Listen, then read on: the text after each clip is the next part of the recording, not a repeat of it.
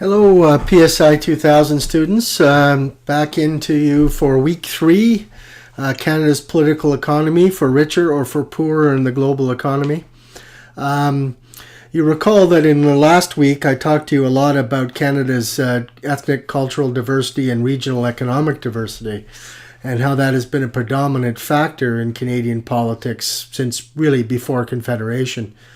You have to understand the distinction between that type of politics and the politics that we've seen in many countries around the world, which has been more based on what the Marxists would call class politics, which look at those who control the means of production within a society and those who are basically reliant upon that ownership by others for their means of subsistence. In other words, the workers who do not own the mode of production.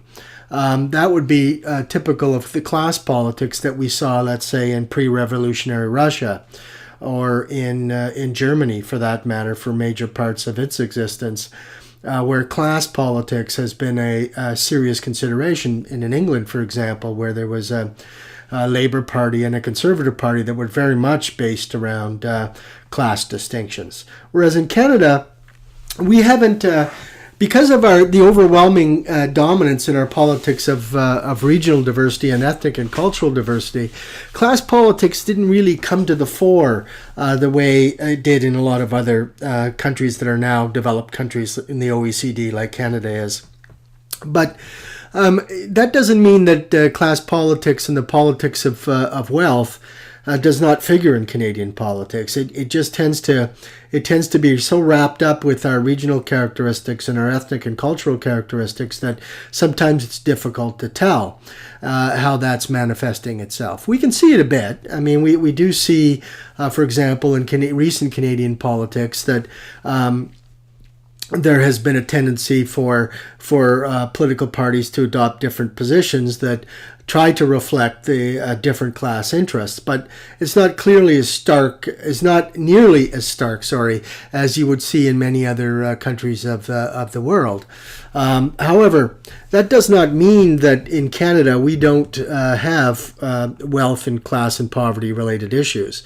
We do know that, for example, the OECD has pointed out in 2008 that Canada's rate of poverty is among the highest of the OECD countries. Yet, I mean, that is not manifesting itself as clearly as you might think in Canadian politics, although the recent election may begin to show more of that when the Liberal Party under Justin Trudeau argued a lot for issues of middle-class politics and for issues of finding out how many homeless we have and how many children live in poverty, are visiting food banks, and so on, as opposed to the conservative emphasis on economic status quo and on issues with respect to globalization and international trade. So you could certainly see it in Canadian politics, and you could see it all the time in Canadian politics, but certainly not nearly to the degree that you might see in other countries. But does that really reflect reality in Canada? And many political scientists, and certainly many political economists, would argue that issues of poverty and wealth distribution have been underrepresented in Canadian politics, and that's bound to change because of the growth in income inequality, the relative economic decline of the middle class, and the relative increase of issues related to poverty, and in particular things like child poverty. And these will become increasingly key issues in Canadian politics going forward, because the realities of that are becoming more stark, not less stark. And just as we have to manage regional and cultural and ethnic diversity, soon there will be pressure on the government to provide a greater emphasis on managing wealth distribution and on alleviating poverty.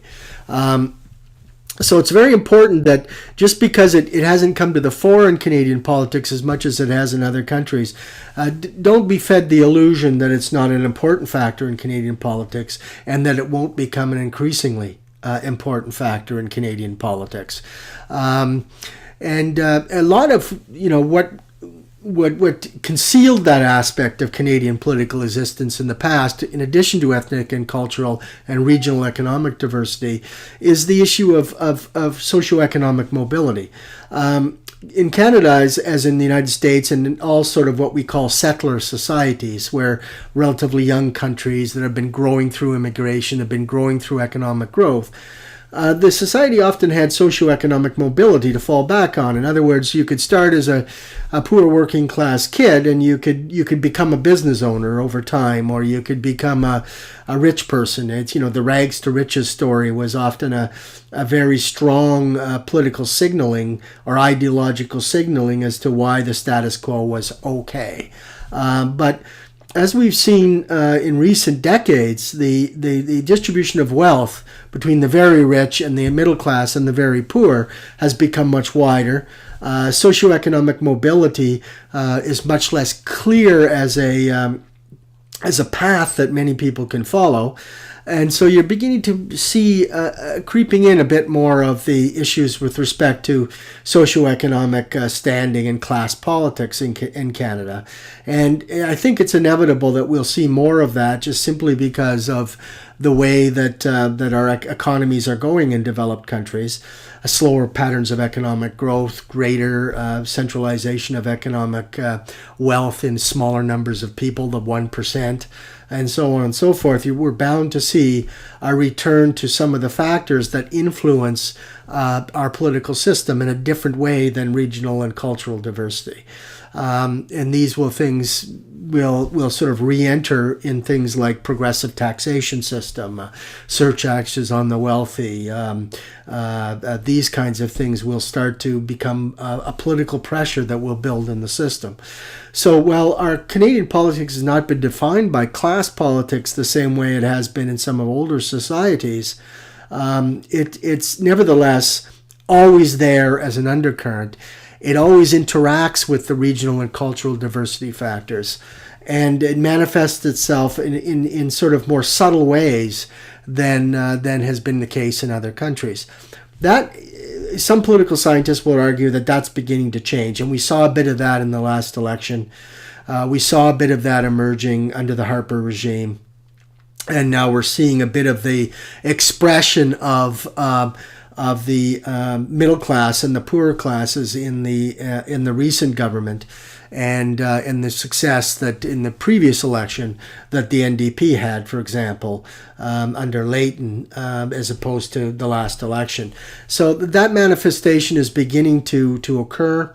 And so you need to understand those dynamics in Canadian politics as well as regional and ethnic distinctions, because it will become more of a factor. It always has been a factor, but it will become more of a factor as our economy goes through basically a transition.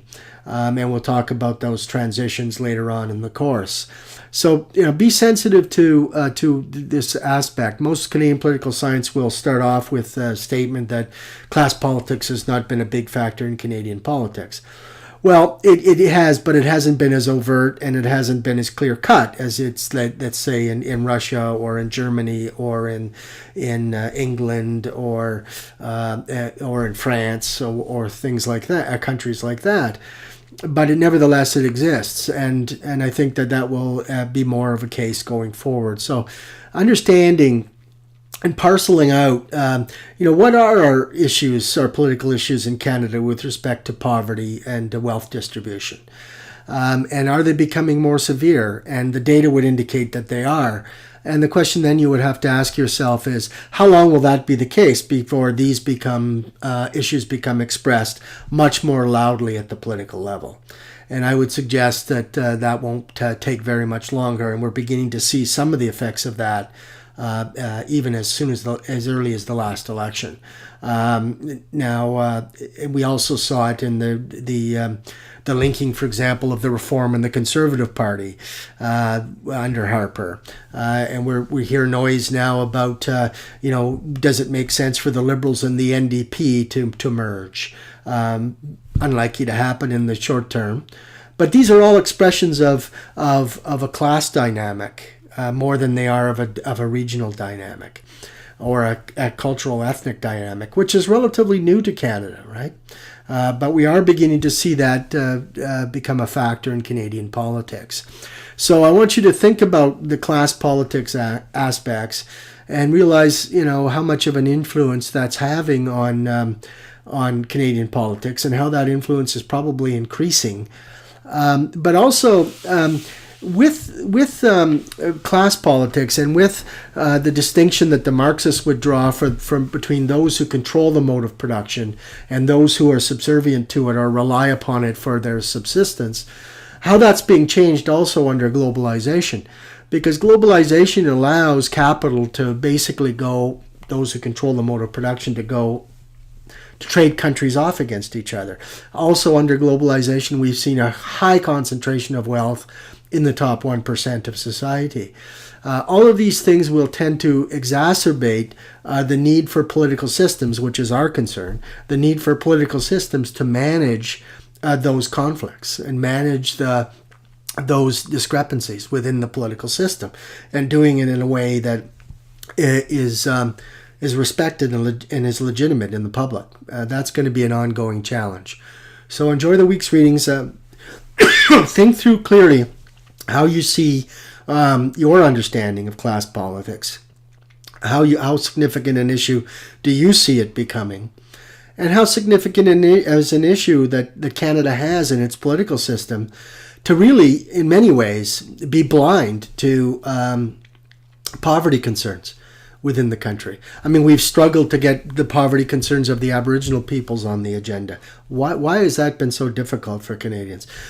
Issues with poverty and children in food banks, all those numbers have all increased. Why are we not getting the coverage of that in a political system? What is it about Canada's political culture that has been slow on the uptake? Some of that is explained by what we described last week in terms of the regional, cultural, and economic diversity.